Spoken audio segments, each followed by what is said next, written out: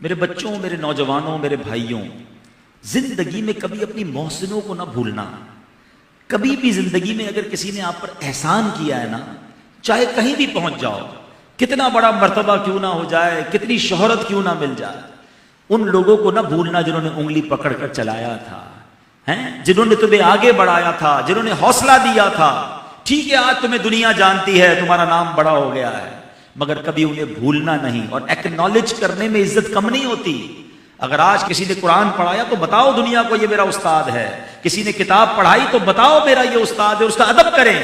بے شک آپ بہت بڑے استاد بن گئے، اور ہم نے یہ اپنے استادوں سے سیکھا ہے کہ شیخ الحدیث ہوتے تھے ہمارے استاد صاحب، مگر ان کے استاد جب آتے تھے تو وہ کھڑے ہوتے ان کے ہاتھ چومتے، ان کے جوتے اٹھایا کرتے تھے.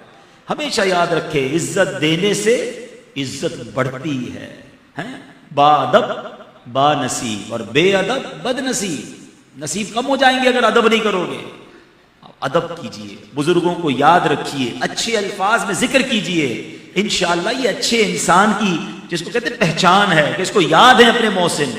کبھی بھولنا نہیں ہے ان لوگوں کو. ہم بعض اوقات کسی موقع پر غریب ہوتے تھے، ہم میں سے بہت سارے ایسے ہوتے ہیں جو بڑے غریب زندگی گزاری. کچھ لوگ ایسے ہوتے ہیں گمنام تھے، اس زمانے میں ہمارے کچھ مہربان تھے، ہمارے ساتھ اچھا دیتے تھے. اب کوئی غریب سے امیر بن گیا، کوئی گمنام سے مشہور بن گیا، کوئی بڑا آدمی دنیا والوں کی نظر میں بن گیا. اب ان دوستوں کو پہچانتے ہو کہ نہیں؟ اب ان محسنوں کو یاد رکھا کہ نہیں کہ جنہوں نے اس وقت تمہارا دیکھیں. شہرت کے ساتھی بہت سارے ہوتے ہیں، دولت کے ساتھی بہت سارے ہوتے ہیں. اب جب مشہور ہو جائے نا تو آگے پیچھے گھومنے والے بہت ہوتے ہیں. ان کو مت بھولنا، جب تم مشہور نہ تھے تب بھی وہ تمہارے ساتھ تھے، جب تم پیسے والے نہیں تھے جب بھی وہ تمہارے ساتھ تھے، تمہیں غموں میں ساتھ دیا، تمہاری خوشیوں میں ساتھ دیا. اب تم بڑے آدمی ہو گئے، انہیں پہچاننا چھوڑ دیا. یہ احسان فراموش کی نشانی ہوتی ہے. تو کبھی زندگی میں اپنے محسنوں کو نہ بھولیں. آپ انہیں یاد رکھیں گے، دنیا آپ کو یاد رکھے گی.